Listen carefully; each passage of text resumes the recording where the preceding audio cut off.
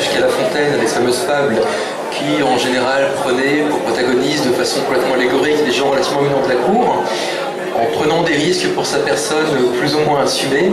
Donc le fait de prendre un parallèle, un biais fantastique pour décrire de façon assez crue de vrais problèmes sociaux, c'est un phénomène assez ancien qui a été longtemps pratiqué. Alors, personnellement, c'est un exercice dont je raffole, à tel point qu'on plaisante sur moi à ce sujet, mais j'assume complètement, avec par exemple des nouvelles dans lesquelles un diabotin syndicaliste ferait un procès à Satan, au titre d'arriéré de salaire, ou encore des petits monstres de créatures, des créatures médiévales qui s'unissent pour créer une sorte de syndicat, la CFDT, Confédération des fantômes, dragons et trolls, afin de se défendre contre les grands méchants paladins qui, après tout, ne sont que des voleurs en armure, je le répète. Quoi d'autre? Alors tout de même, est-ce que cela permet un degré de liberté plus important? Peut-être ça le fond de la question.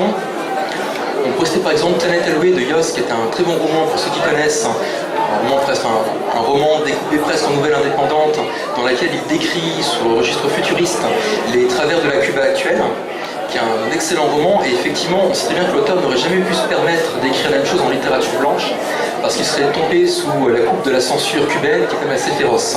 Donc le biais, ça a été de faire un ouvrage de science-fiction, qui par définition va beaucoup moins intéresser la censure, parce qu'au moins lu est, naturellement, et cet ouvrage circulait sous le manteau jusqu'en Espagne. À partir de là, il a pu donc être traduit pour le reste de l'Europe, pour la petite histoire.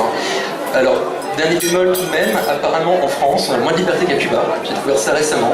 J'ai écrit une nouvelle, La guerre des Gaules, dans laquelle donc, je relate comment l'accession d'un parti au pouvoir appelé Nouvelle France, l'UNF, toute ressemblance avec un parti existant, avec une grosse bonne femme, un monsieur avec un œil de verre, des Bretons, bref. Ce serait purement fortuite, vous l'aurez compris, n'est-ce pas? Bon, c'est les électeurs parmi vous, je suis désolé. Et toujours est-il que j'ai eu pas mal de réactions assez violentes suite à la proposition gratuite de cette nouvelle en ligne.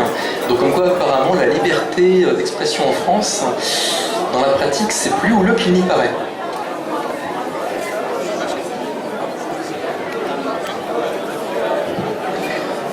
À mon sens, alors outre les problèmes sociaux qui ont déjà été abordés, ou les problèmes plus en rapport avec des tabous, comme le disait, comme ça a été dit, moi j'aime bien aussi m'attaquer à des problèmes qui vont concerner toutes les thématiques environnementales. C'est un peu une autre de mes marottes. Et je veux dire, l'anticipation, en particulier la science-fiction, ça permet de se projeter complètement dans ce que pourrait devenir un pays, une planète, confronté à des problèmes environnementaux de plus en plus graves. On parle de pollution des eaux, pollution des airs, effet de serre. C'est des thématiques qu'on peut déjà anticiper en fait avec les littératures de l'imaginaire. Donc, pour rajouter un exemple dans la longue liste d'exemples qu'on a déjà donné, il y a ce très beau petit roman de Ursula Le Guin, La main gauche de la nuit, où en fait, on se passe sur une autre planète, mais il y a un terrien qui va sur cette planète, et sur cette planète, les êtres sont comme nous, sauf qu'ils n'ont pas de sexe défini durant toute la vie. Parfois, au moment de se reproduire, ils vont prendre un sexe ou l'autre, et quelqu'un qui a pris un sexe masculin peut prendre un sexe féminin et vice-versa. Quelqu'un peut porter un enfant et... Votre planète d'escargots. Oui, enfin non, les escargots, non, en fait. Bah oui, non mais... faut être sérieux dans l'imaginaire. Allez, j'ai du mal. Et donc voilà, c'est un très bel exemple, c'est un livre très poétique, si vous avez l'occasion, tout court, il est génial. De partir dans un monde imaginaire qui ressemble beaucoup à notre société, mais qui montre le décalage qu'il y a et à quel point finalement le sexe n'a pas... comme le terrien arrive avec ses préjugés de terrien, avec les hommes sont plus forts et ainsi de suite, il va tout de suite attribuer à des personnes plutôt forte de caractère et martial, une personnalité masculine, alors qu'en fait, il apprendra par exemple que l'ami qu'il a et qui le suit durant tout le roman a porté un enfant. Il me semble bien qu'il a porté un enfant, et ça le surprend énormément. Après, dans mes propres romans, par exemple L'Ode de la guerrière, j'utilise les anges et les démons.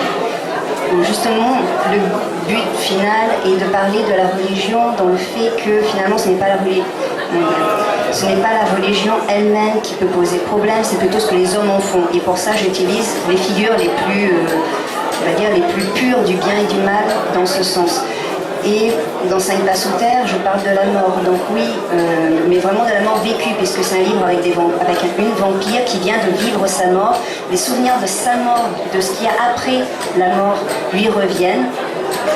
Et donc, j'utilise effectivement les romans assez souvent pour parler de thèmes plus ou moins tabous ou aborder c'est pas le but, hein, je fais pas de la littérature, j'écris pas en me disant allez, on va régler un problème de société aujourd'hui. Non, non. Mais effectivement, je trouve ça important qu'on puisse aborder les problèmes de société par le biais de l'imaginaire, légèrement décalé par le pas à côté qui permet de le rendre plus imagé et plus parlant.